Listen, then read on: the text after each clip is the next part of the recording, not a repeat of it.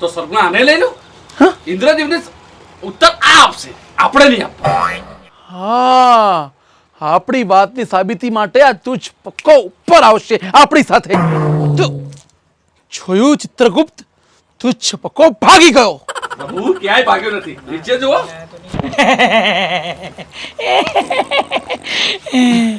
પ્રભુ પૃથ્વીલોકમાં ફેંટ પકડવી એ પાપ છે.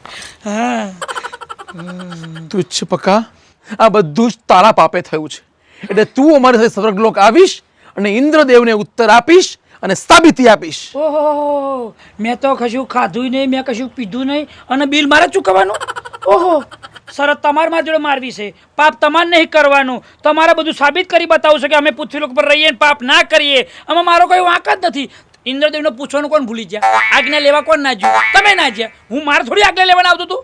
મારા ઇન્દ્રદેવ ભગવાનને કઈ લેવા દેવા નહીં. હું તો તું જ મનુષ્ય છું પૃથ્વીલોકનો.